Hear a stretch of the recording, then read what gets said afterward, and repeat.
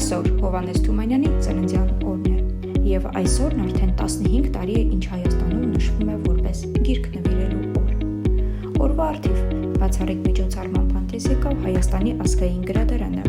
ով իր հարկի տակ ընդունեց ոչ միայն մարզային գրադարանների ներկայացուցիչներին եւ ընթերցողներին, այլ նաեւ դպրոցականներին։